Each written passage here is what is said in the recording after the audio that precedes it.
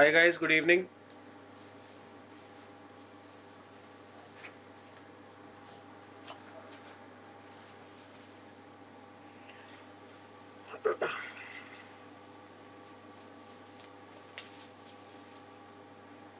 Please confirm, can everybody hear me? Hear me and see me. Please confirm.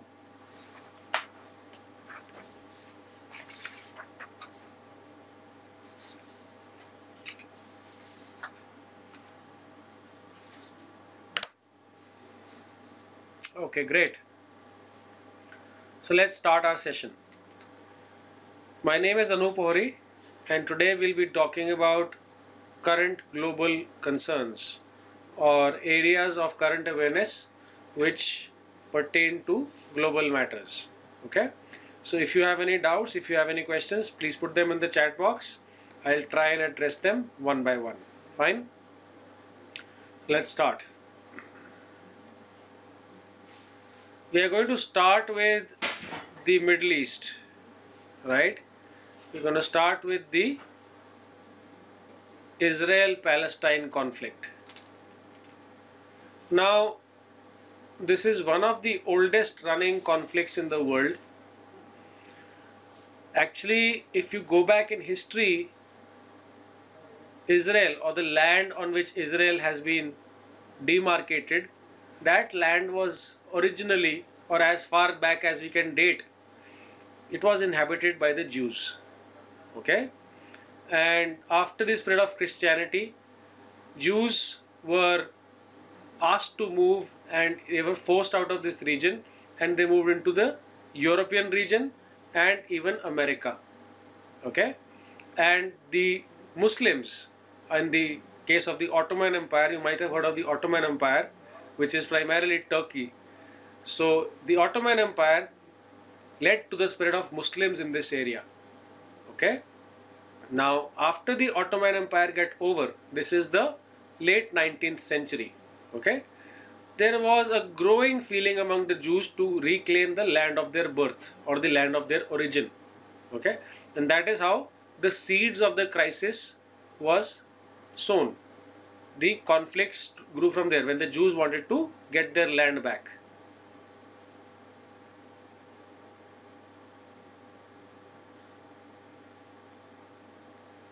Now, after World War I, the Britishers took control of a large part of this region. And of course, like I told you, the Jews had moved to the European area. So a lot of Jews were influencing policy making and decision making in Britain as well. So British was pro-Jews. So since the Jews at that time had this thought in their mind, they wanted to migrate back into this area. So the British government of that time helped them. Okay. And this continued throughout the period between World War I and World War II and continued even after World War II. In fact, in World War II, when Hitler was exterminating the Jews, a lot of Jews from Europe at that time came in and settled in this area. And this continued even post World War II. Okay. Now the British left Palestine, or the area which today is Palestine, in 1948. And at that time, normally what happens is that the UN looks at a democratic process where the people of the region are asked to decide. But in this case, the UN unilaterally took a decision that Palestine would be divided into two countries. One part would remain Palestine, the other part would be created a new country called Israel. And of course, this did not go down very well with the Muslim world. The Muslim world was not agreeable to this decision and immediately went to war. There was a war from 1949, continued up to 1951-52, and Israel won that war, or the Jew community won that war.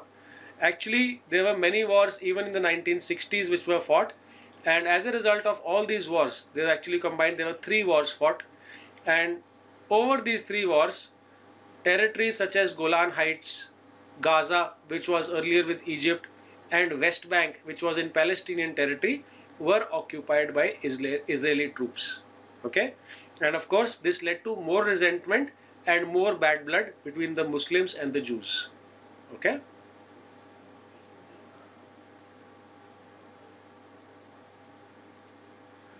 Yeah. So if you look at the situation today, Um, Israel says, or the people of Israel say, they want peace. They want Palestinian people to recognize Israel, and they want to have a leave me alone and I leave you alone kind of policy. But Palestinians refuse to recognize Israel as a country. Palestine people still claim, or the Muslims still claim, to be their land, and they continue with their terrorist activities. Israel has time and again attacked Palestinian areas. Even now, bombings continue. Even now, Israel use extreme force to crush any sort of uprising arising from Palestine, and Israel is also criticized in the world for this. In fact, one of the only reasons a lot of countries in the world believe that like North Korea or like Iran, even Israel should be treated as a rogue state, because they violate human rights when they deal with Palestinian. In fact, there are a lot of human rights violations, civilians are killed, etc., etc. All those things happen. But thanks to Israel or Jew population being a very strong influencer of US policy decision making, which in turn influences UN policy decision making, Israel contains or has a good blood with the UN and the US. So therefore, Israel is helped by the US and the UN, and it is continuing with these activities. Actually, if you look at Mahindra Rajapakse and what he did with the LTTE or the Tamils, it's not much different from what Israel does with the Palestinian civilians, right? So in terms of human rights violations, they are there also. But the only reason why Israel gets away with it is because of their pro-US, and the US is pro-Israel. Okay, so that's how it is there. So this terrorism and this war, or this proxy war, is continuing, and in the foreseeable future it is a bone of contention. Okay.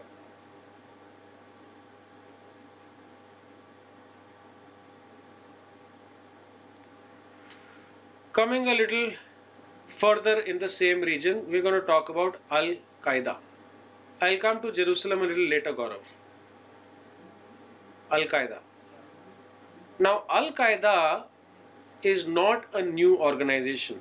First of all, it is a historically developed organization. So again, like I told you, there was an animosity between the Christians and Muslims over a long period of time. ISIS also, we'll talk about Karthik, we'll talk about ISIS also. But let me first talk about Al-Qaeda, which has prior roots even before the ISIS. Like I was telling you, the disintegration of the Ottoman Empire happened in the late 19th century, and the US and other Western European countries have been supporting Israel. Okay. However, this was not the seed for the creation of the Al-Qaeda. The seed for the creation of Al-Qaeda started when the USSR invaded Afghanistan. Now, when the USSR invaded Afghanistan, the Cold War between the US and USSR was on. I hope everybody knows about the Cold War between the US and USSR, went on till 1989. Yeah, so this was on, and USSR invaded Afghanistan. Now at this time, the US felt threatened by USSR's growing dominance in the region, and the US, with the support of Pakistan, created a military body called the Al-Qaeda. Actually, they created the Taliban. Okay, but the roots of Al-Qaeda come from there. Okay, so the point is that this is a state-created body. Okay, now how did it come about? Let me just tell you. The Muslims at that time were told that either you, and when I say Muslims, I mean the Sunni population. Okay, essentially at that time, and even today for that matter, a majority of Muslims are Sunnis. There are two subsects between the Muslims. One is the Sunni population, one is the Shias. Now the Shias are about 15 to 20% of the world Muslim population. The rest, 80% or 85%, are Sunnis. Now the Sunni population is a major portion of population in all the Muslim dominated countries. It is only in a couple of countries in the world, like for example Iran, or even for that matter Azerbaijan, or even Bahrain, where the Shia population is more dominant. Majority of the Muslim countries in the world, including Indonesia, including the UAE countries, all of them, the Sunni population is more dominant. So when the US attacked Iraq, or for that matter the USSR attacked Afghanistan, okay, the Sunni population was sidelined. Even in Iraq, or for that matter Afghanistan, Shia rulers were put in place by these foreign bodies. So the US gave a Shia government to Iraq, and so was there a Shia government or representation in the Afghanistan. So the Sunni population, which was the largest population, was sidelined, and this Sunni population produced some extremists. Okay, the purpose of this, the Al-Qaeda had its roots in such a population. The purpose was to free the Muslim land from these foreign infiltrators. So whether it was Kashmir, they consider Kashmir to be part of Sunni territory in Pakistan, whether it is Chechnya in Russia or Xinjiang in China, even Palestine. The Sunni population's entire purpose, or the extremist Sunni population's entire purpose, was to free the Muslim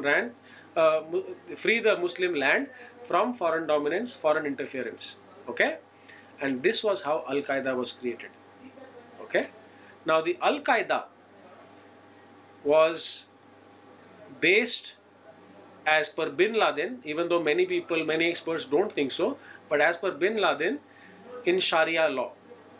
Okay, basically they said that Afghanistan under Taliban is the only Islamic country, and they said whichever areas in the world, whether it is Palestine, whether it is Kashmir, whichever areas are under foreign attack or foreign influence, they have right to free these lands with the help of violence. Okay, so they called it jihad.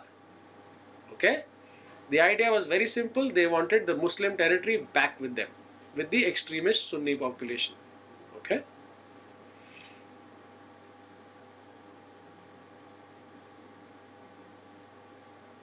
So the Taliban, like I said, was created by the US, and it was created for the purpose of having a military strength in the region.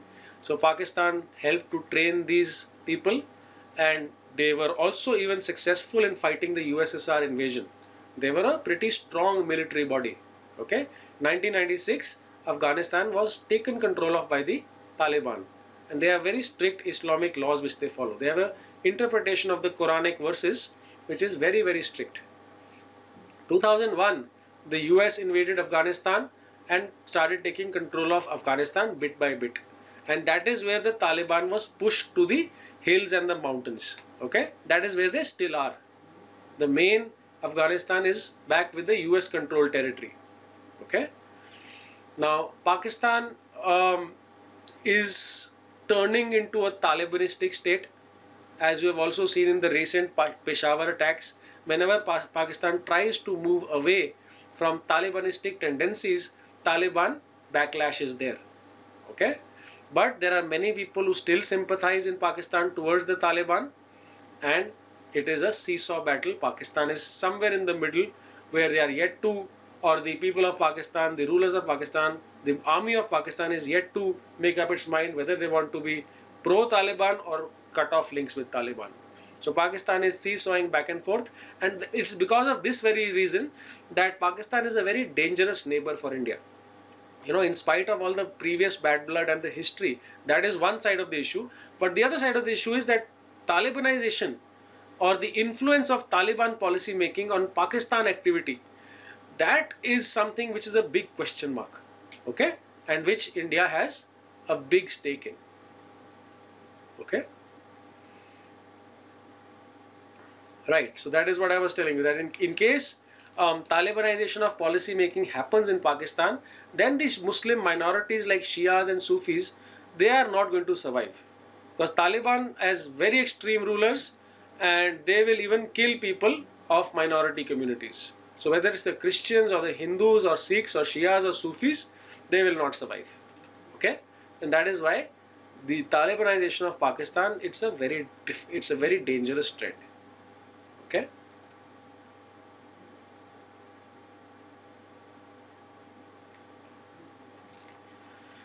Okay, of course you know about this. Osama was assassinated by the US Special Forces in Pakistan, and of course this gave even more strength to the belief that Pakistan, there is an influence of the Taliban, there is a continued presence of the Taliban, okay, and attacks continue happening even now, like the one in Peshawar, okay.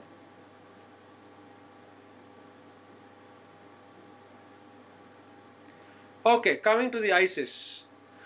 Now the ISIS has its roots um, more recent than the Al-Qaeda and the Taliban, but even then it is a pretty old body. Actually, the ISIS, or what was earlier the predecessor to the ISIS, was formed in 1993. Okay, and once it was formed, that body was of a different name, and it later on took the name of ISIS. But that body even joined the Al-Qaeda. Okay, actually, what is the ISIS? The full form of the ISIS is the Islamic State of Iraq and Syria.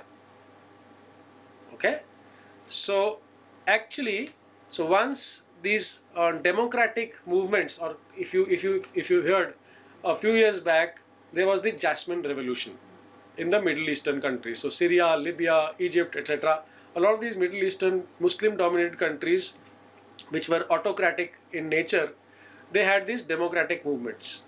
Okay, and democracies were established. There was some violence, and democracies were established. Now, Sunni fundamentalists, especially of these two countries, Iraq and Syria, did not want this to happen. Okay, they did not want a democratic government. You tell me, Varun, Saddam Hussein, Shia or Sunni?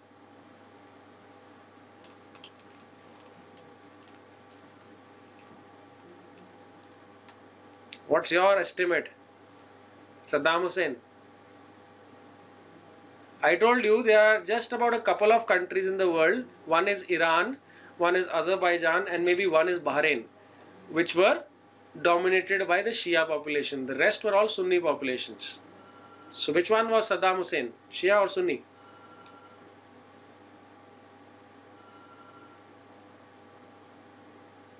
Yeah, absolutely. He was a Sunni. He was a Sunni believer. Actually, there was not much. See, if you look at Shia and Sunni, it is their belief in terms of Prophet Muhammad and his followers. Okay, so the Shia population is of the view, okay, that Prophet Muhammad is to be followed, or leadership, the caliphs after Prophet Muhammad's have to be democratically chosen by the Muslim population of a particular country. Whereas the Sunnis believe that based on the direct linear descendancy of Prophet Muhammad, the leaders would be chosen. Okay, so they call it the caliphate or the caliph.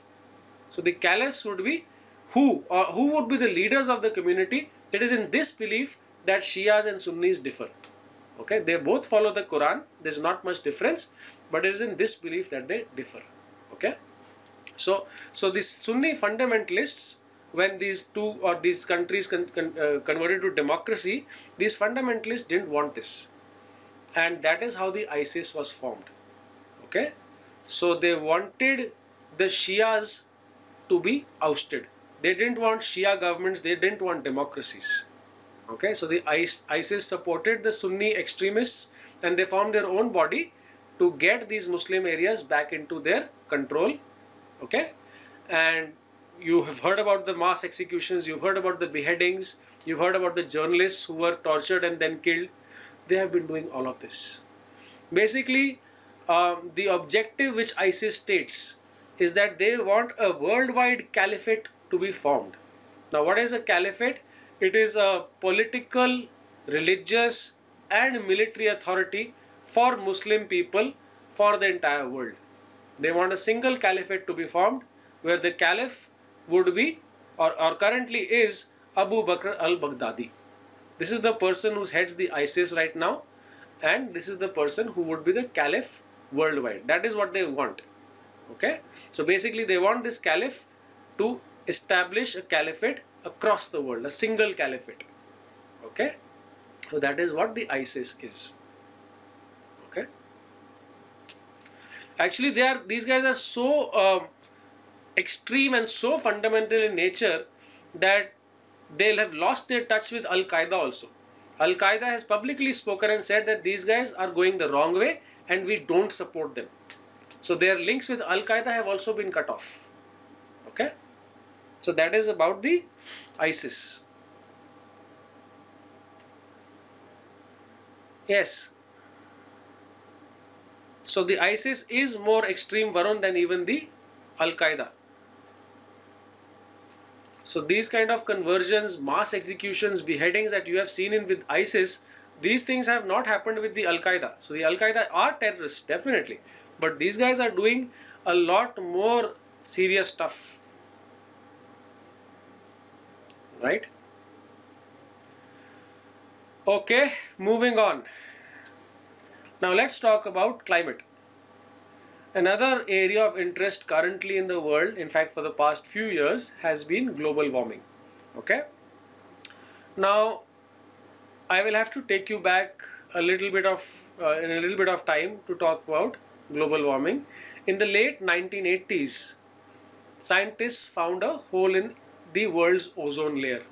Okay, and one of the reasons that they pointed out was the presence of CFCs or chlorofluorocarbons. Okay, and then countries of the world, especially developed countries, started giving this a serious thought, and because the absence of an ozone layer can lead to medical as well as many health issues, so they started giving it a serious thought on what is to be done. Okay, and through various meetings and sessions in the world, in fact the main body which was heading this initiative was the UNFCCC, or the UN Framework on UN Framework Convention on Climate Change. This is the body which looks at and which organizes meetings, discussions and frameworks on the climate change issue. So they started having these meetings, and in 1997 the first meaningful output came from these discussions, which was called the Kyoto Protocol. 1997. Of course, this meeting happened in Kyoto in 1997 in Japan. Okay. Now, anybody has an idea what is the Kyoto Protocol? Can anybody tell me? What do you understand from the Kyoto Protocol?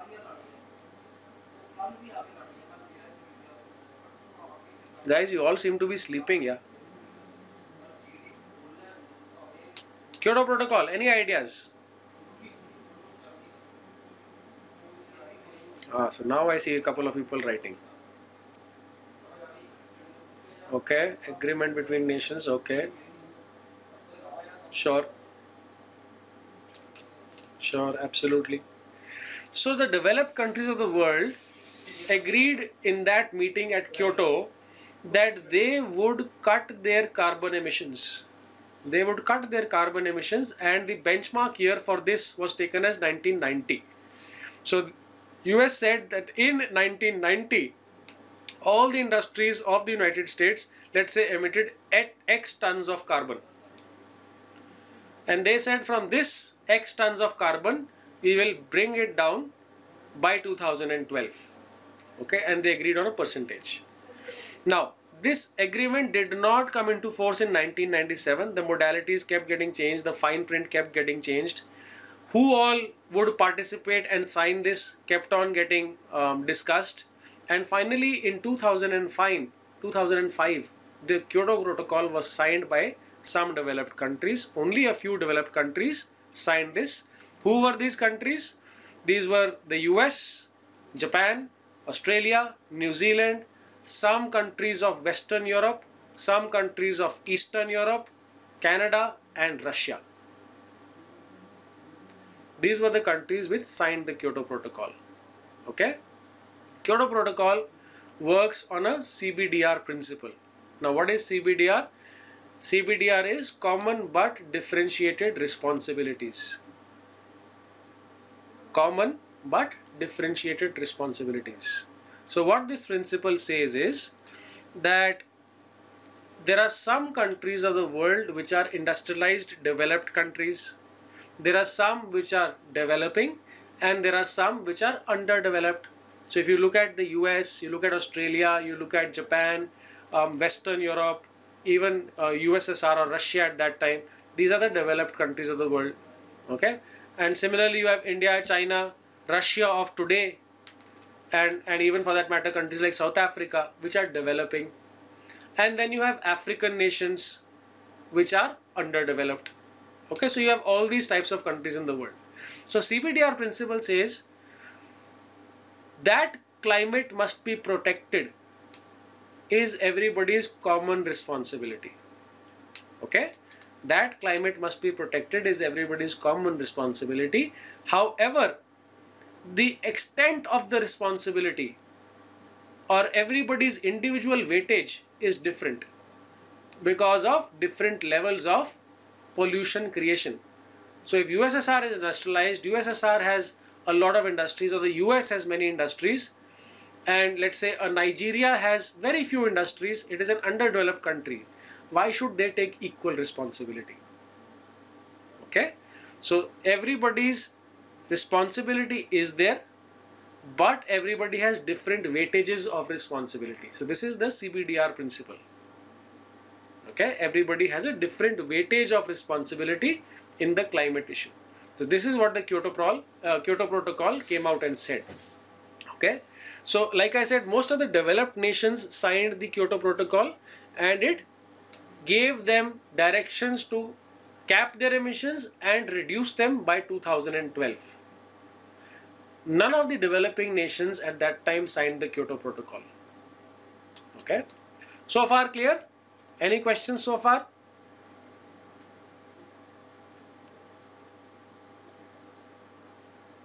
Okay, then I'll talk to you about carbon trading. Anybody has an idea what is carbon trading?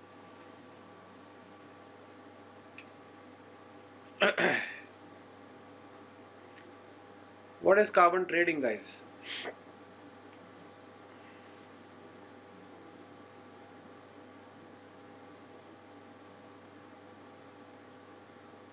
I'll come to that, Sanjeev.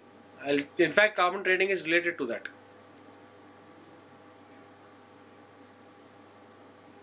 Okay, so absolutely it deals with carbon credits. Okay, now what is a carbon credit? So when the Kyoto Protocol was signed, okay, it said that every type of industry, a certain model emission was demarcated. So for example, if you have a textile factory, okay, with a certain capacity, it gave a model carbon emission guideline that okay, for a textile factory which is producing X number of garments in a year, your model carbon emission should not be exceeding 100 tons of carbon in a year. So they gave out industry specific carbon emission rules. Okay, industries and countries which were exceeding these limits, okay, now what do you do? Suppose you have a textile factory working in the US, or if you have a textile factory working in France, and as per this new protocol, now you're allowed as per the Kyoto Protocol to emit 100 tons of carbon in a year, but you are working since a long time and your factory emits 150 tons of carbon in a year. So what do? You can't just shut your factory. Okay, so the countries which signed this Kyoto Protocol came up with the concept of carbon trading. So for example, like I said, there's a company which emits 150 tons of carbon in a year and their industry is only allowed to emit 100. You can go to the international exchange. There's a carbon trading exchange in London and you can buy and sell carbon credits. Okay, carbon credits are nothing but certificates. So there's a regulatory authority, okay, the UN regulatory authority, which comes and checks. So for example, there's a textile manufacturer in India and he wants to get a carbon credit certificate. Why will he get it? If he is emitting less carbon than he is supposed to as per the Kyoto Protocol. So he can invite the inspectors. The inspectors will come and invite his factory setup, check his carbon emission and give him a certificate.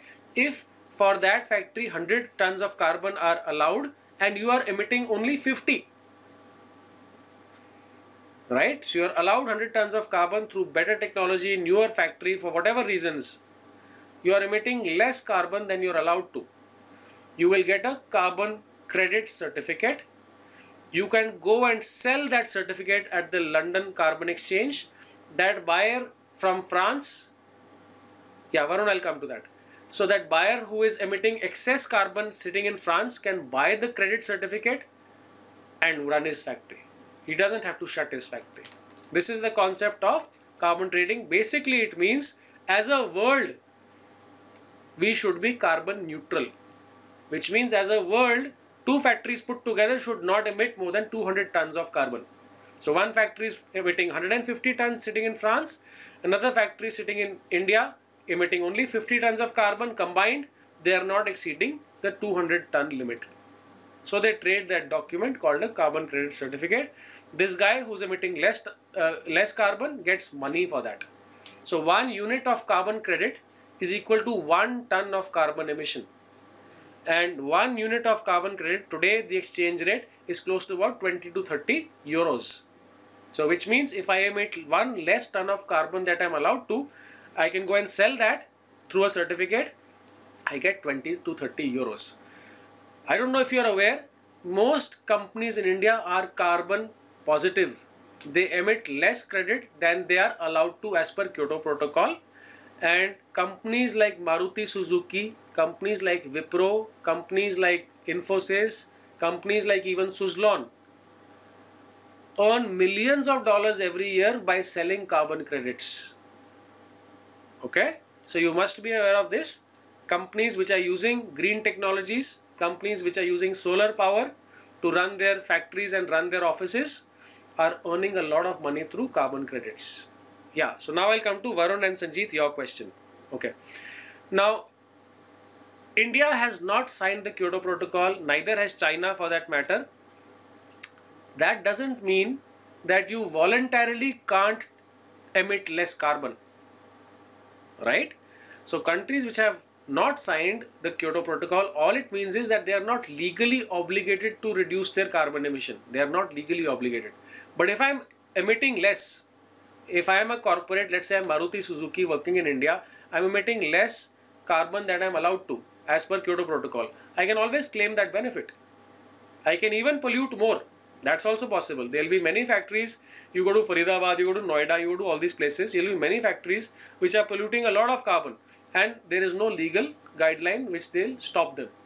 But if you are producing less carbon, I can claim that benefit from the selling of carbon credits at the London Carbon Exchange. Okay, so that is about India and non-signatory countries. Sanjeet, how will it be of any use? What do you mean?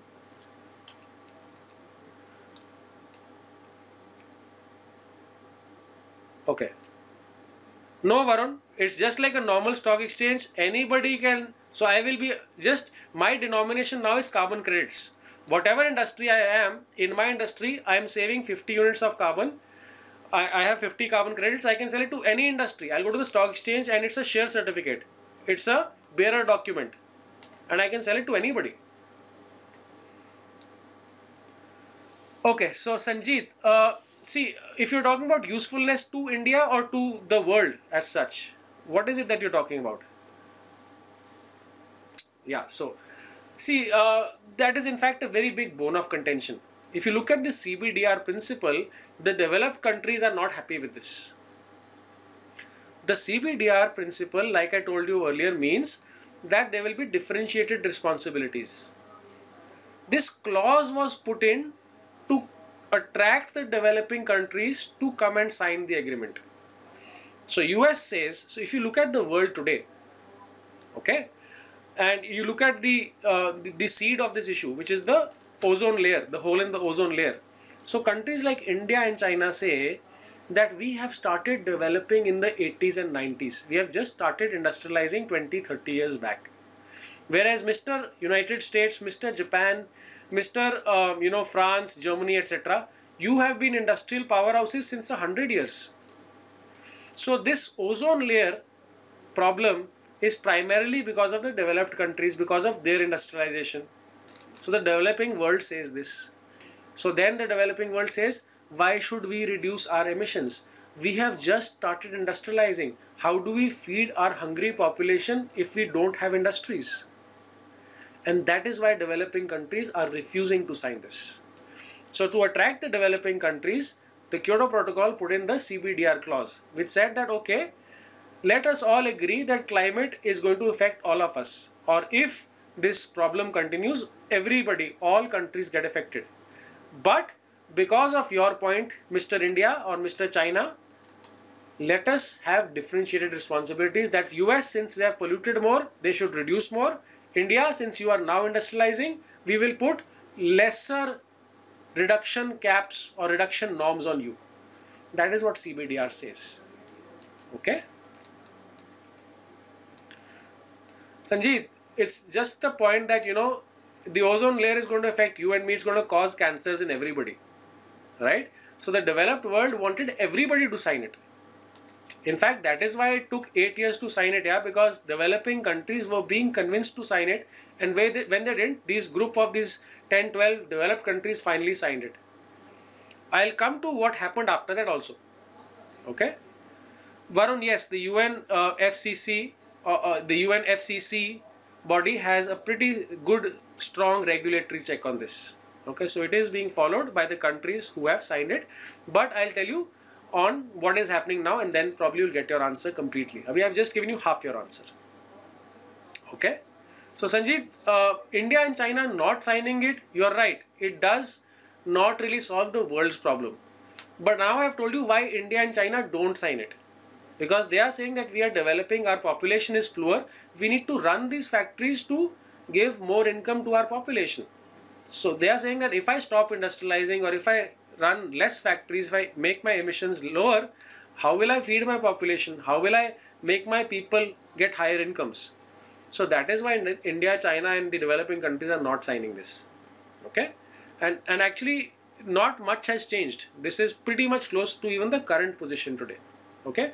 But I'll still tell you what has happened after this. So this was 2005. Okay.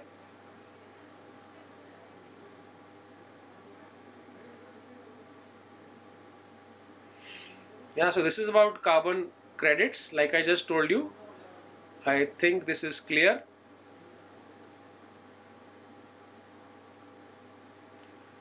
Okay.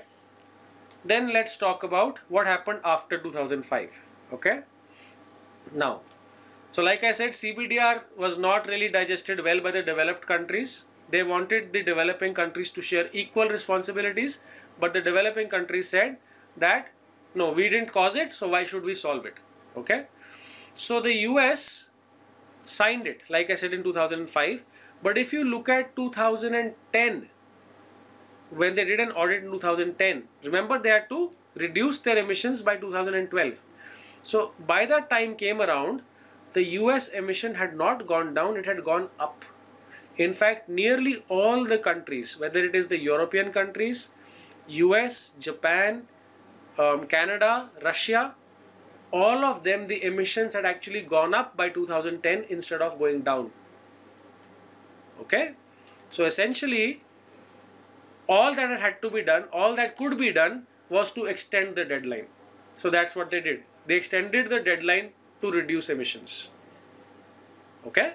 So that is what has happened in terms of the signatories. Now let me tell you what happened with the rest of the world. What has happened? Actually, a climate change meeting happens every year. Once every year. In fact, 2014, it has happened in December at Peru. In Peru, in the capital Lima. Right? So I'll tell you about what has happened recently in terms of climate change also, and how the developing countries are going about it. But the developed world, so far, emissions have not reduced. The deadline has been extended. Okay? Okay, Sanjeet, let me just read your question.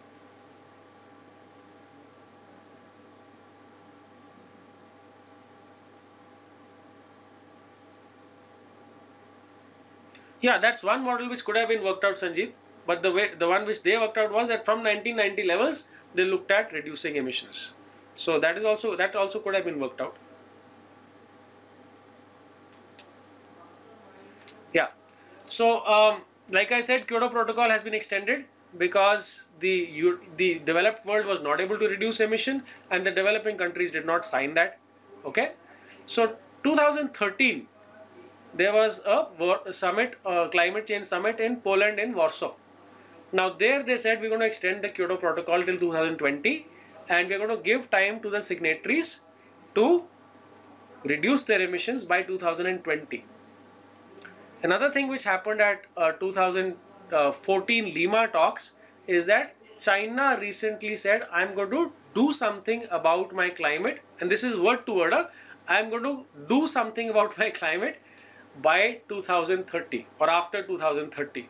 But they have not signed anything, they have not committed anything precisely. They have just said that we will work on climate issues after 2030. Okay, but no numbers involved, nothing at all. Okay, so in 2014, actually in the last summit in 2013, they came out and said that we will have a summit on climate in Paris in 2015, which is going to be a major summit. Okay, where they are going to lay out a roadmap of a comprehensive agreement starting 2020 onwards, which will include the developing countries. So Paris 2015 is going to be a very important summit on climate. Entire roadmap is going to be laid out, a sketchy guideline is going to be laid out on what are the terms and conditions based on which developing countries will agree to sign a climate agreement. Okay, so 2015 Paris is going to be very important for climate change. Okay, so that is what is the current status on climate issues. Okay. Yes guys, any questions on climate?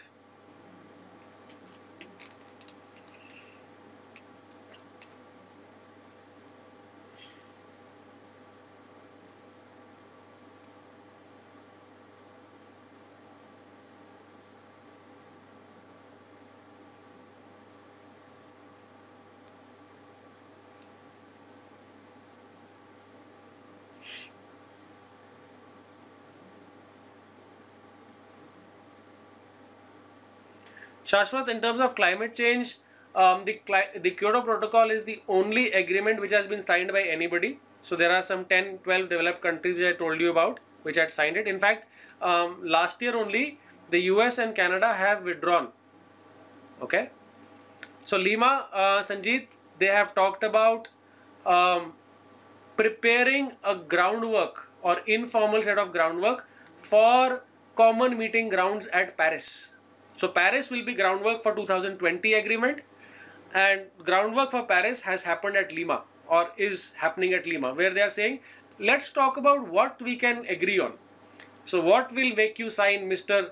Manmohan Singh, or what will make you sign Mr. Narendra Modi? That's what they are discussing. Okay, so that is the issue. So Lima, nothing concrete has happened. It is just that they have said that Paris is going to be a major year where roadmap up till leading to 2020, they want to have a comprehensive agreement in 2020, which will cover entire issue of climate change as well as all the countries in the world. Okay, so that is what Paris 2015 is likely to do.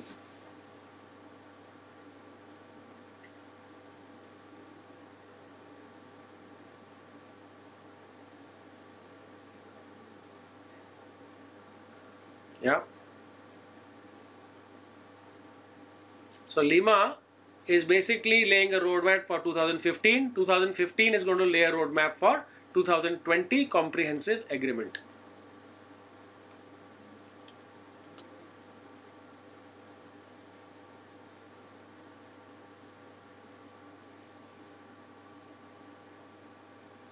See, the issue with NCDX was the relevance of the exchange.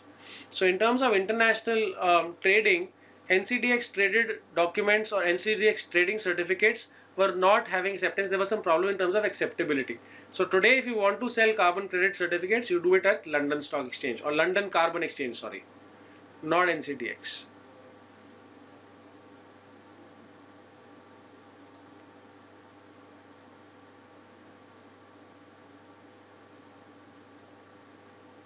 Okay, so let's talk about the UN.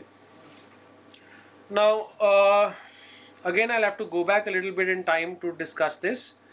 the United Nations has its seeds in the Second World War. In the Second World War, sorry, I didn't understand, Manu. Now you can't have intraday trading because India has not really signed it, no? So how can I issue a carbon certificate and then somebody else can buy it? How can that happen unless you have signed it? So you have to go to a place where carbon trading has been accepted as a tool as per that agreement, right? So the international exchange is in London. Only their carbon credits have currency validity. Okay? Because India में खरीदेगा कौन? जरूरत ही नहीं है, legally binding ही नहीं है. Why will anybody buy it? Yeah? Somebody sitting in Paris will buy it because France, you have to be legally, it's legally binding on French companies to abide by those emissions. Why will somebody buy it in India? Chaliye guys, so the UN, like I said, has its seeds in the World War II, and it was founded in 1945.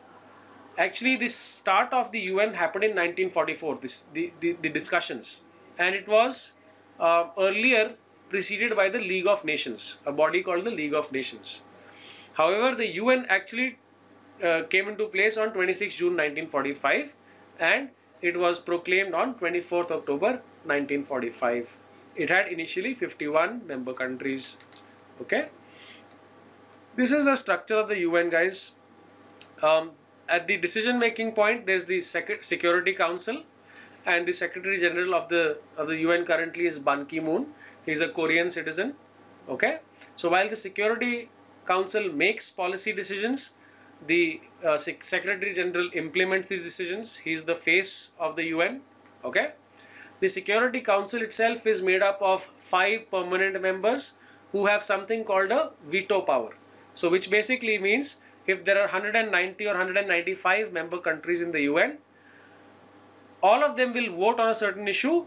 But for example, if let us say Russia, okay, is a permanent member of the UN and it says no, so 150 have voted yes for a particular issue and Russia says no, it will not happen. These 5 countries have veto power. Any issue, any decision of the UN, these 5 have veto power. And that is why if you hear current affairs, if you keep on your eye on the news, you will hear that India wants a permanent seat in the Security Council. India has been struggling for it for many years. Okay, so the 5 permanent members, I hope you know, these are China, France, Russia, US and UK. US, UK, Russia, China and France. Okay, in addition to these 5 members, there are 5 non-permanent members also. 10 non-permanent members. These are members on a 2-year rotation. They don't have veto power. Okay, these are elected for a 2-year term and then they automatically move out. So India has been a non-permanent member of the UN Security Council. It was last a member in 2011 and 12 for the period 11 and 12. Okay, it was a non-permanent member. In all, India has been a member of the United States Security Council non-permanent member list 6 times. Okay. Then you have the General Assembly, which is all the member countries of the UN, and every country has 1 vote. Okay, so the UN organs are there. So the UN has the UNDP or the United Nations Development Program, the UNHCR, the United Nations High Commission for Refugees, the UNICEF, which is the Children's Fund, and the UNEP, which is the Environmental Program, United Nations Environmental Program. So these are the organs of the UN. These are the bodies which do specialized work. So it's pretty self-explanatory. The Developmental Program does work in terms of nation development, societal issues like sanitation, irrigation, literacy, etc. High Commission for Refugees deals with international refugees. Okay, Children Funds deals with children's issues. And the Environment Program deals with deforestation and even climate change kind of issues. Okay. So UNHCR has a basic work of UNHCR is that they deal with refugees. So international refugees, whenever any war happens or any problem happens, there is a coup happen in a country and there are refugees, the UNHCR steps into the picture. Okay. Similarly, you have specialized agencies within the UN, which is the Food and Agricultural Organization, which deals with development or productivity of land, which deals with agricultural developments, innovations. There is the UNESCO, which is the educational, scientific and cultural organization. This deals with heritage organizations, development of science and culture in any country. Okay. The WHO, which is the World Health Organization, and the World Trade Organization, or the WTO. So from the business point of view, the most important organization is the WTO. Okay. In addition to this, you have some specific organizations like the International Court of Justice at The Hague. You have the International Criminal Court and the Economic and Social Council. So this is the structure of the UN. This is how the UN works and takes care of business. Okay. Now UN is also not bereft of controversies. The UN has been accused of being a mouthpiece for the United States. So you look at the war in Korea between the North and South Korea. You look at the war with the US engaged with Vietnam. You look at the Cuban issues. You look at the crisis, the multiple crises in the Middle East, whether it is Iraq or Iran or Afghanistan or to Pakistan, Israel. The US has always coerced or rather arm twisted the UN to take its point of view. Okay, so whether this is a UN which is supposed to be an independent body or whether this is just a mouthpiece for the US, this is a controversy. Many people are of the view that this is just a US talking through another face. Okay, so after World War II, it has also been said that the UN Vietnam War. Okay, Weber, what do you want to know about it?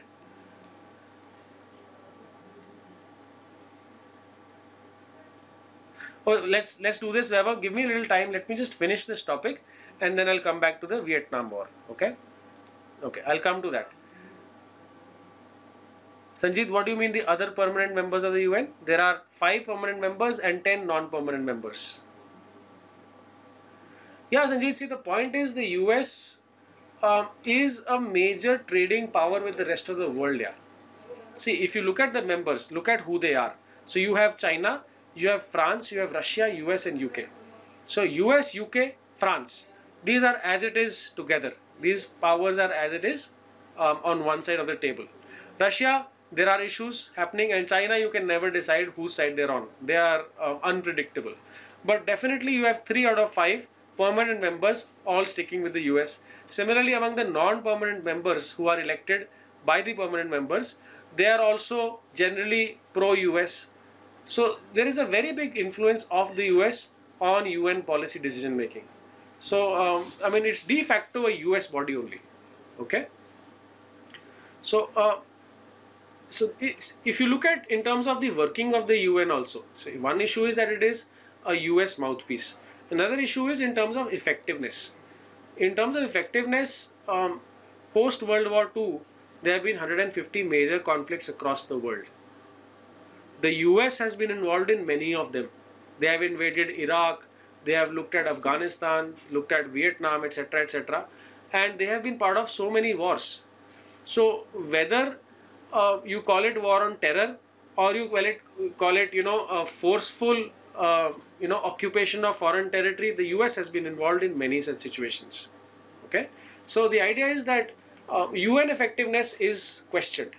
Okay, war has been continuing in Afghanistan for 17 years. It continued in Angola for 30 years, Liberia 6, Somalia 7, Sri Lanka 20 years, Sudan, Vietnam. There's so many examples. So the UN role as a world peacekeeping body, it's more or less a failure. Okay, so that's one criticism. Another criticism of the UN relates to genocides and social disasters, the natural disasters like droughts. Okay, so many people died. Okay, genocides happened, and the UN was more or less not effective at all. So there are criticisms, there are failures that the UN has had to face.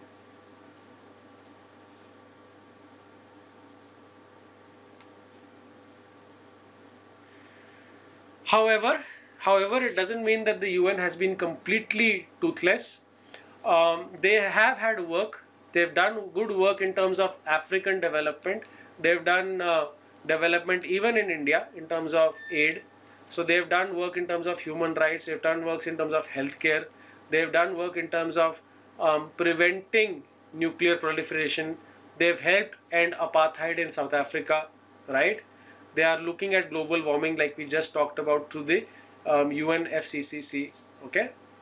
They are doing good work in terms of the WTO, okay, global trade relations.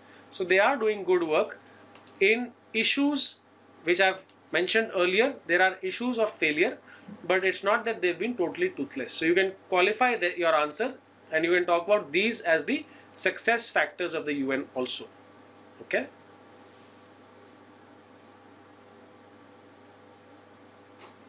Another major success, not a success, but a good initiative of the UN has been the Millennium Development Goals. So in the year 2000, the UN came out with these 8 Millennium Development Goals. These are the 8 given on the screen in front of you. These are the Millennium Development Goals, and they set targets for these, okay?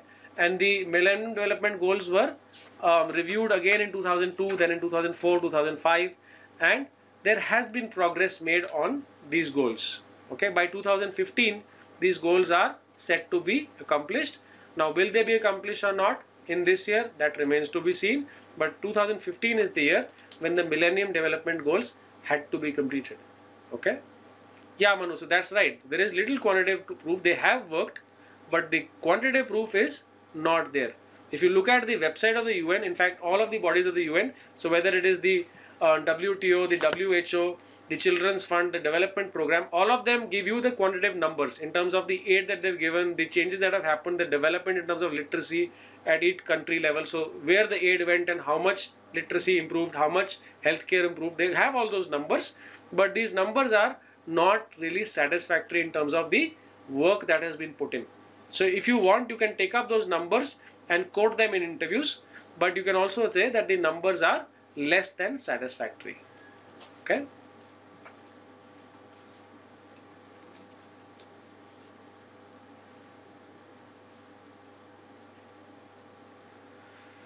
Okay. Now the third issue where UN is often criticized is in terms of reorganization, okay?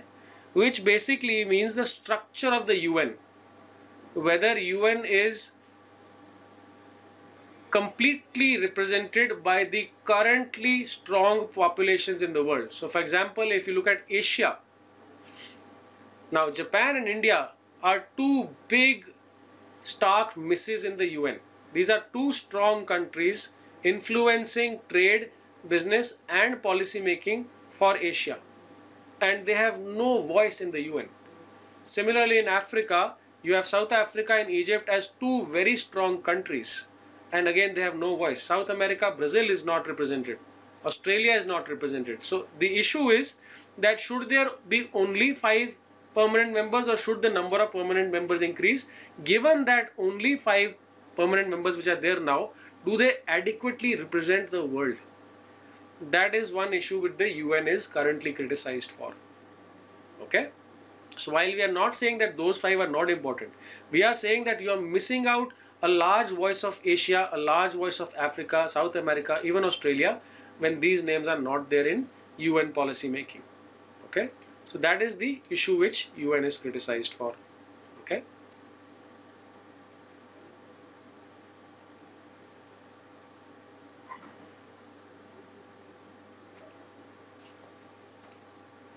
It has to be the Security Council itself, Sanjeev.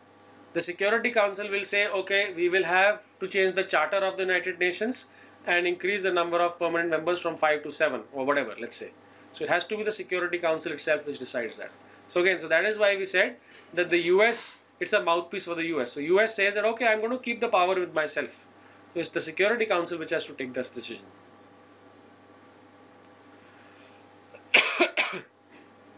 Okay.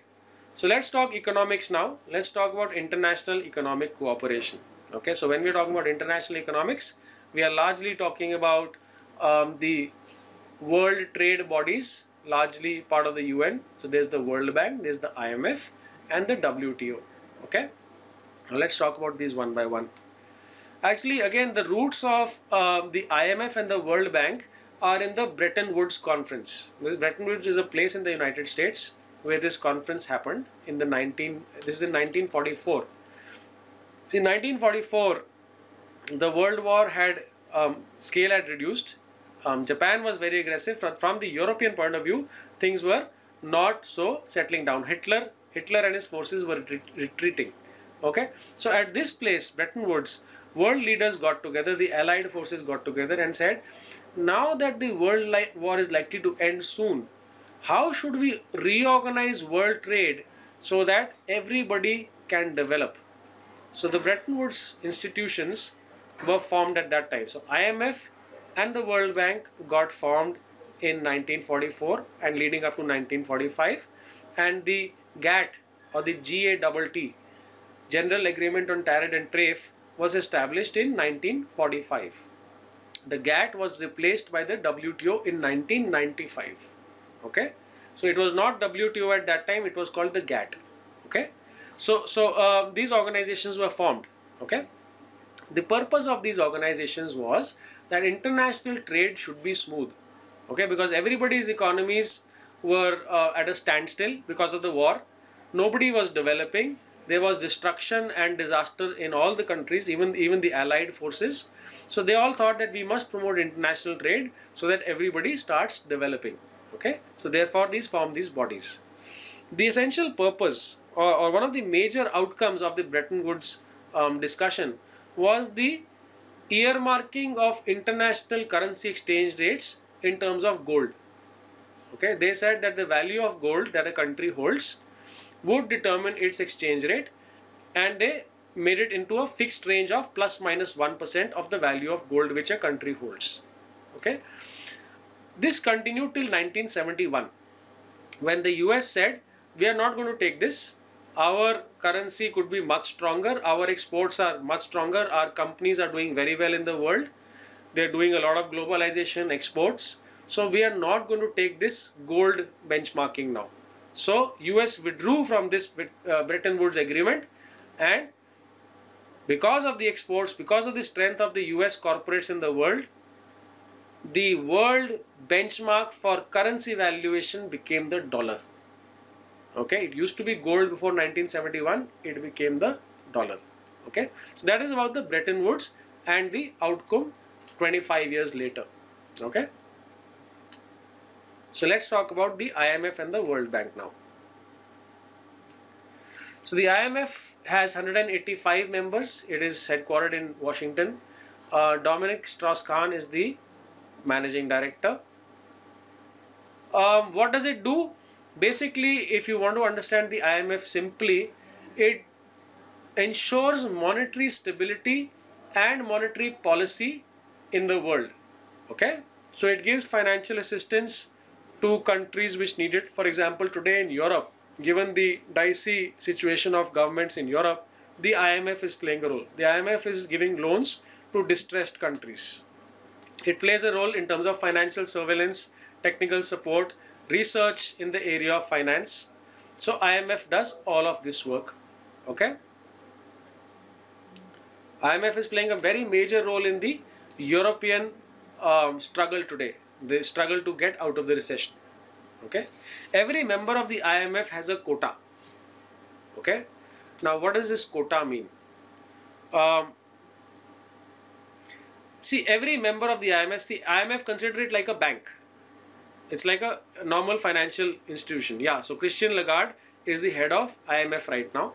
She's a very, very strong-willed lady. Okay, so that's the head of IMF right now. So I was saying that in terms of quota, every country has a quota in the IMF, every member country, all 185. Okay, now what is this quota? It is determined by the amount of subscription. So suppose the US says, I will have a quota of 1 lakh in the IMF. Or let us use percentages. So let's say the US says, I want a 16% or 20% quota in the US, in the IMF. Okay. Sangeet, I'll just come to your question. Yeah, just give me a minute. So let's say the US says I want a 20% quota in the IMF, which means that out of the funding of IMF, US also has to contribute 20%. US will also get 20% voting rights. Its vote will have 20% weightage. It will have access to funds of the IMF. 20% will be allocated for the US, and will also have allocation of SDRs of 20%. So if a member wishes to take up a more quota, first of all, they have to increase their subscription, how much they are contributing. So when I say contribution, it means, for example, you can take it as capital. Okay. So the IMF, consider it like a normal company. You have to give capital. All members give certain capital. Okay. Now, this capital is the basis of your quota.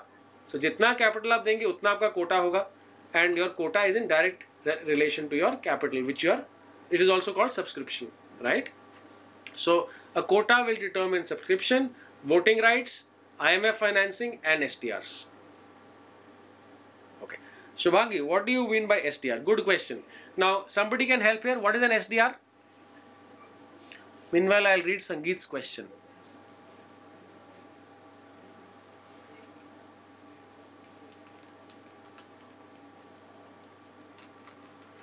Sangeet, yeah, special drawing rights, but what are these? Somebody can explain, please. See, Sangeet, it's very simple, yeah.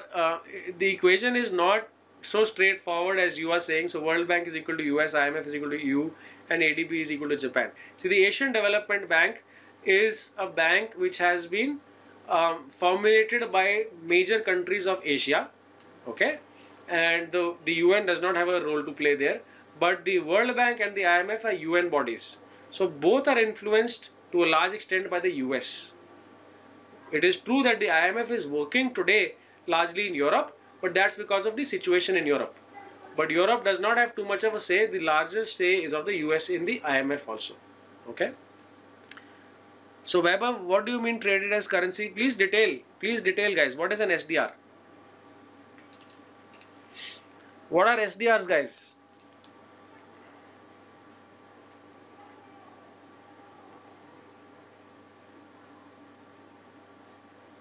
Somebody can share in detail. What is an SDR?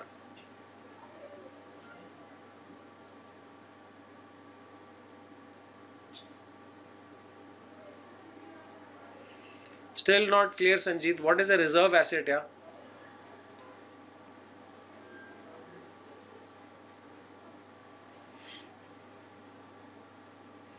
Correct. So how is it different, Vaibhav, than the financing in point 3? So point 3 talks about IMF financing. How is it different?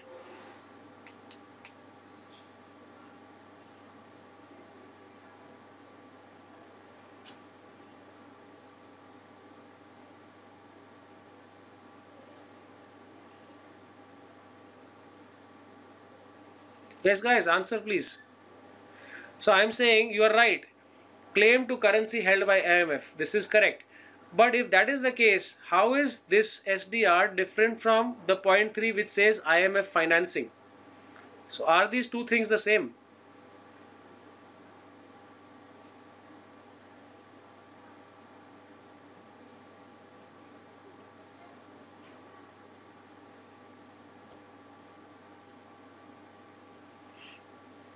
Yes, guys, anybody?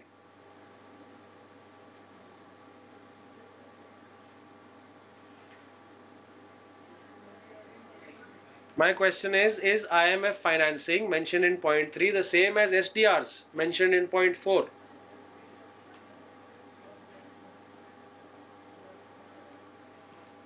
Okay, so then what's the difference, Sanjeet?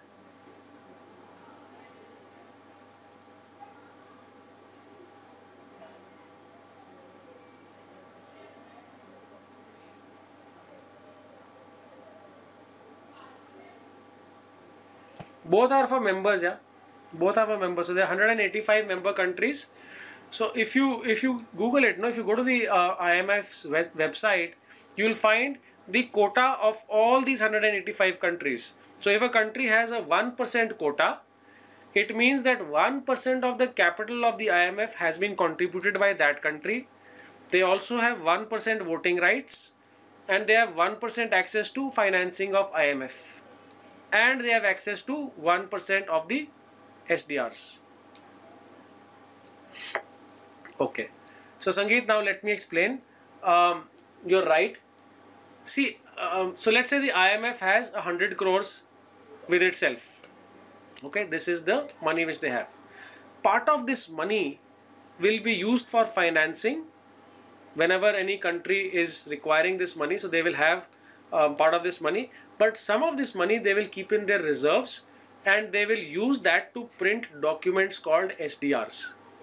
Okay, now SDR is a document. Think of it like a note, a currency note, and every member country in the same ratio as their quota has an allocation of SDRs.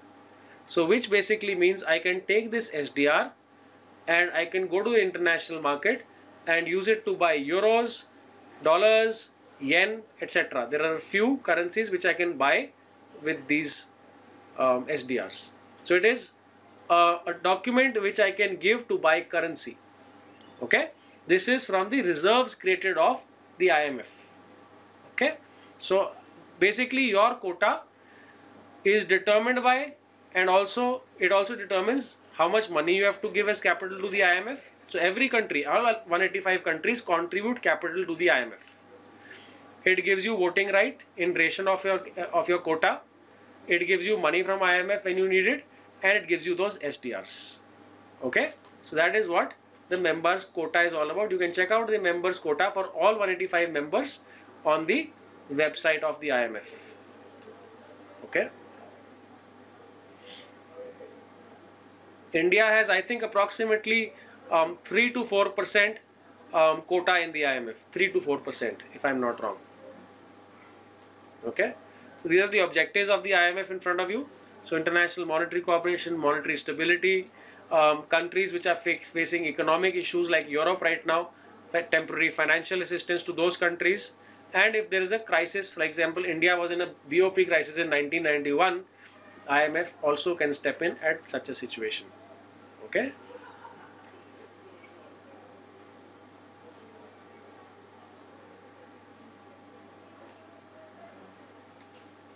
So again, developing countries want more rights, but these rights are not in terms of quota, because if you want a higher quota, you contribute more money. So it's like you give more capital, you get more ownership share. It's as simple as that. But what they are saying is that why choose a European generally for the IMF's decision making role? Okay, but the US and European bodies are not really changing that too soon. Okay, generally it's always a European who gets the IMF managing director's role. Okay.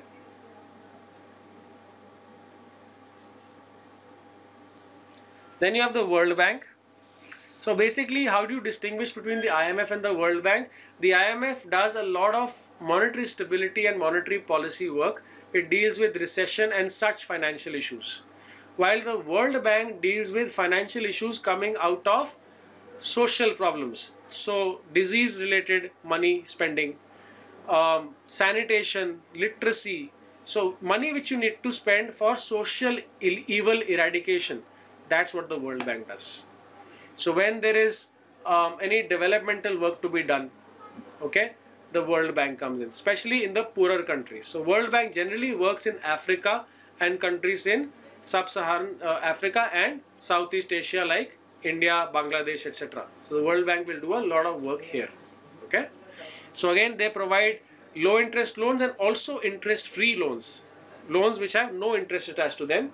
And these are for the purpose of social development, healthcare, infrastructure and communication, generally in the poor countries of the world.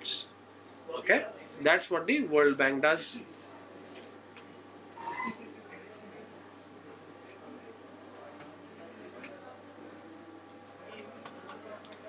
The World Bank is a non-profit organization, which means that all the money that it generates through its activities are reinvested back into the business. It does not retain any profits for its owners. Operations are funded by the members themselves. So 184 members are there, and they fund the World Bank's capital. The World Bank earns money through interest on bonds which they are selling. So they print bonds and sell bonds. So whatever interest that they earn is through that. Otherwise, they are not having any other source of income. Basically, they give loans for development as well as generation of infrastructure and investments in poor countries. Okay, so that is the work that the World Bank does.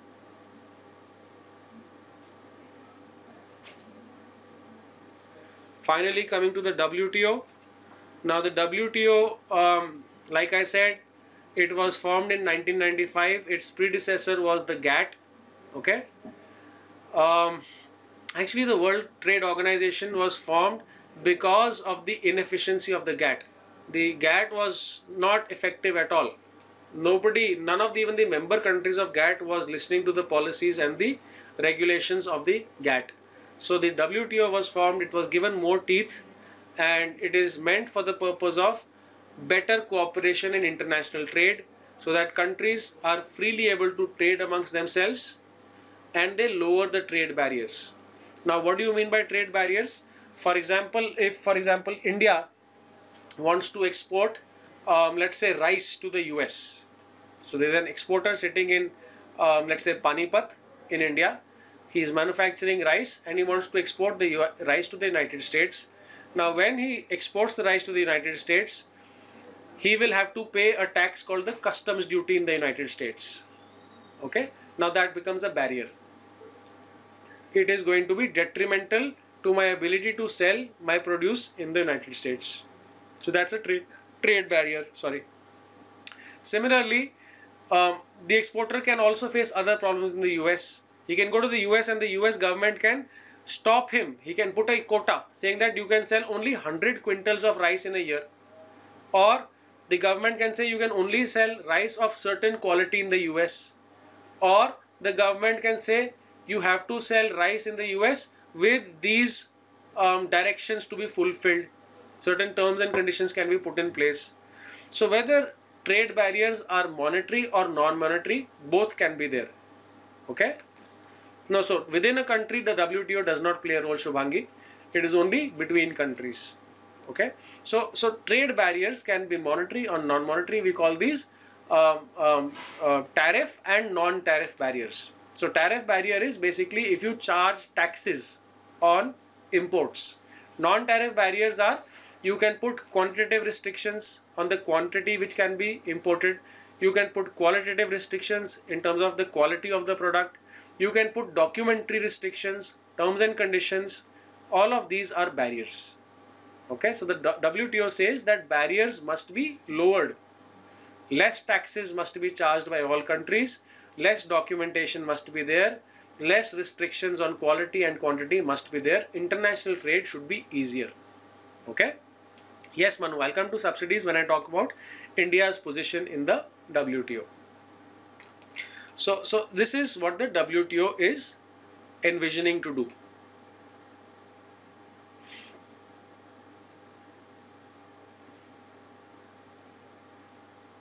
Okay, so I talked about this. The last round of the GATT happened in 1994 in Uruguay. Okay, the Uruguay round it was called. And currently we're talking about the Doha round at the WTO. Okay.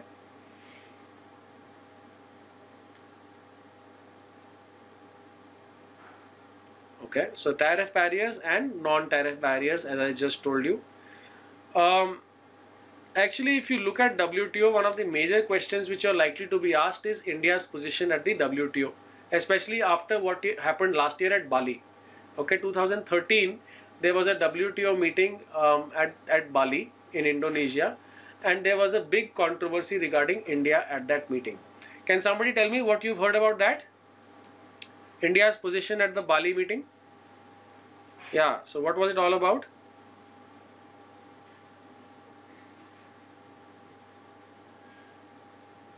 Food security. So what was the issue, Varun? Absolutely.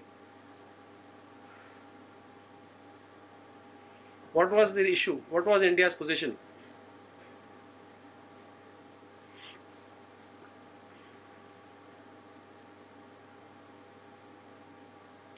Correct.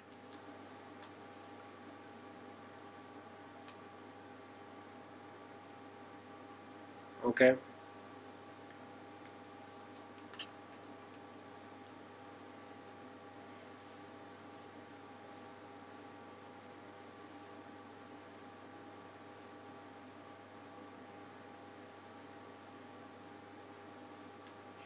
Absolutely. So I'll just collate all that you guys have said. Um, See, the WTO meeting at Bali talked about an agreement called the TFA, or the Trade Facilitation Agreement. They wanted all the WTO members to sign the TFA. Now, as per the TFA, one of the conditions in that was, of course, the purpose of the TFA was to ensure free and smooth flow of international trade between the member countries. But one of the conditions was that the agreement limited um, food grain subsidy to 10% of the production of food grain of a country. Okay. Now, subsidized food grain stocking, if it is limited to 10% of the food grain production, India would not be able to implement the right to food. Okay, the right to food which was introduced by the UPA. So India did not sign that TFA. India did not agree to that clause. Okay. Actually, one of the reasons which India gave was that this 10% was based on food prices from 1989. And India said that is illogical. How can you look at food grain prices in 1989 and look at a 10% limit from that point of view? Okay. So India did not sign that TFA. And the position in 2013 was that the WTO, just like the GATT, was becoming totally toothless. The reason for signing TFA was that countries were not really adhering to WTO policies. WTO was becoming just another dog on the street barking and nobody is listening. Okay. So the issue was that WTO really desperately wanted this agreement to be signed to gain some control of world trade. Now, India was not ready to sign it, okay, because of the food subsidy issue. This talk continued for almost entire year, where the US was trying, primarily it was the US who was trying to convince India to sign the TFA. India wanted a guarantee that India would be allowed to stock excessive subsidized food grain without any penalty. Okay, because they had to give subsidized food grain with the right to food. Okay, so they said we want the right to stock excess more than 10% food grain at subsidized rates. So this was the controversy, this was the issue. Now currently the status is that in November, India has been given interim relief. Earlier it was till 2017, but now India has been given indefinite, without any date, interim relief that you can stock excessive food grain more than 10% of the food grain production. And India has been made ready to sign the TFA. Okay, so that is the current status on India's position at the WTO. Okay. Yes, guys, is that clear? Any questions?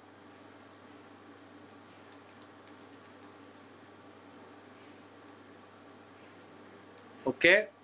So these are the major agreements that the WTO has been able to sign with all its member countries as well as enforce. So the most important one here is the TRIPS, which talks about the trade-related intellectual property rights.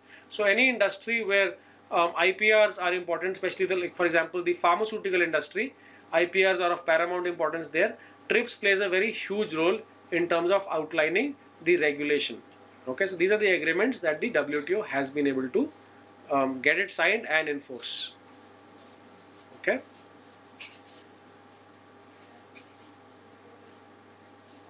Yeah.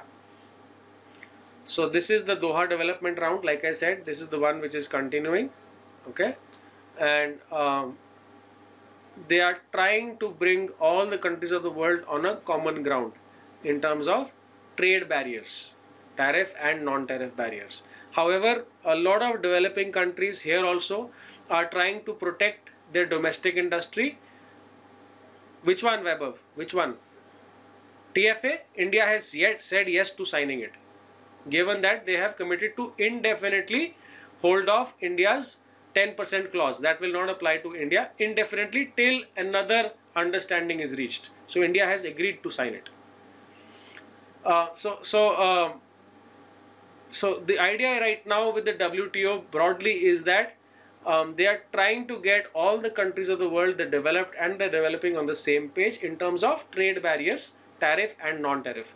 The developing countries want trade barriers to be there because the developing countries say we want to protect our domestic industry, whereas the developed countries want access to the developing country markets for their corporates.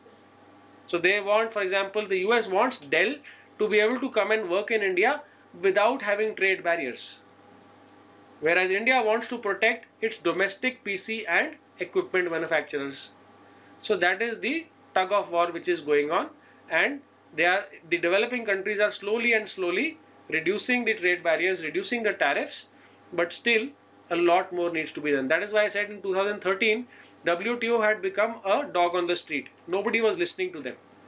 But with this TFA, if it is signed by all members, now it is likely to have some teeth again. Okay. So Shubhangi, no. As of now, there is no other exception. There is nobody who is protesting now against. There were a few other developing countries in 2013 who had talked about not signing the TFA, but now everybody is on board.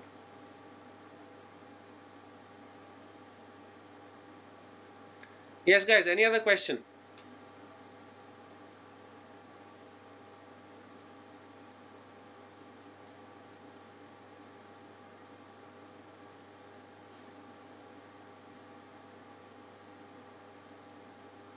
Correct, Manu. So you're talking about FDI? Are you talking about foreign direct investment?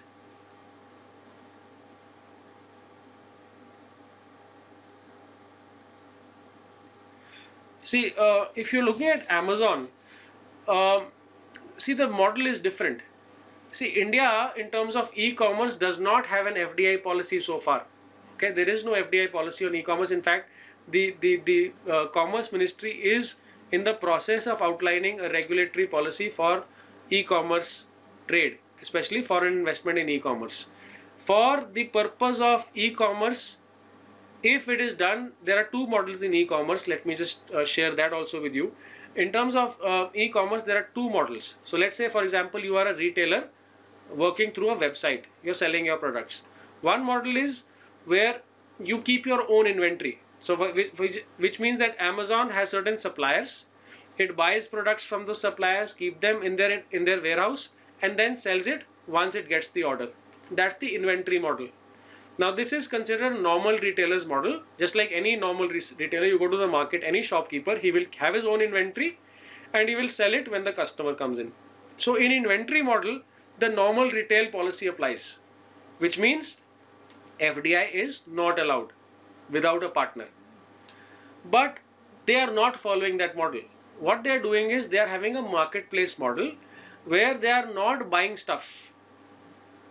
They are saying we are a place where we will put a photograph of a supplier's product. The product will remain with the supplier. The buyer comes to my website and clicks on that product, and when he clicks on the product, I pass on the order to the supplier. Supplier supplies that product to the customer. So I am just a marketplace. So yes, most of these companies in India work on the marketplace model. Okay. In fact, in the US, Amazon is an inventory player. They work on the inventory model. But in India, thanks to the regulations, they have to work on marketplace if they have to have FDI.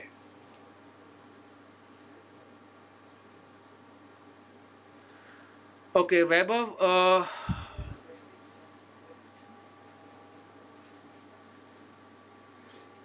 I didn't understand your question, Vaibhav. What do you mean by subsidies according to old prices? Can you just rephrase that question?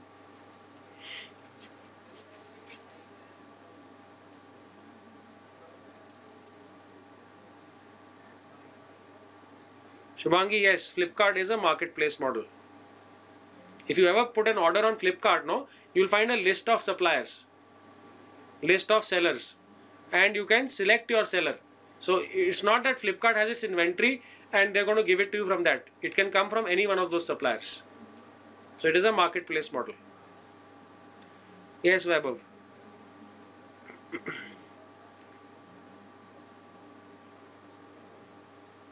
Correct. So India says that if you are looking at 10% of my production, food grain production, why are you taking the prices of 1989? So that will mean that I can keep subsidized food grain much less, because if you're taking the prices of 1989, they were much lower. How can you just say that you can only keep? So for example, in 1989, food grain prices were, let's say my food grain production was 1 crore rupees at the prices of that day. So you are saying that you can only keep 10 lakhs worth of stock. But prices have gone up really. My stocking in 10 lakhs is much less than it was in 10 lakhs at that time. So that's the point which India is making.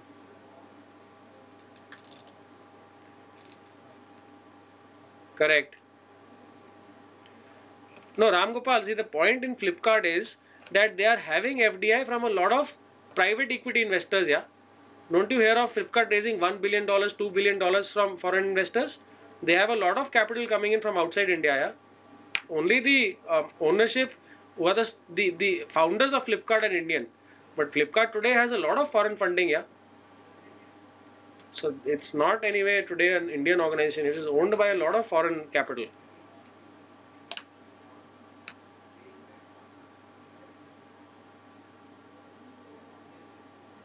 Yes, guys, any other question?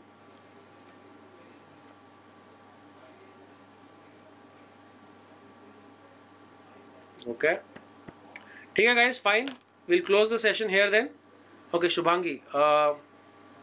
See, very few. Snapdeal has a part e-commerce model where it is partly inventory and partly funded by, partly marketplace model. But again, it is partly inventory funded, inventory-led model. Even Snapdeal has part marketplace model. So if you go into Snapdeal, there will be some products which are listed and Snapdeal directly gives them to you. Some products are a marketplace where you see a list of suppliers. So it is partly both. So there will be very few which are inventory-led models today, partly because inventory-led model you can't get foreign funding. Okay. So most e-commerce players today are marketplace models. Yeah, guys. So we'll close the session here today. I hope you learned something. Right. Thank you. See you soon.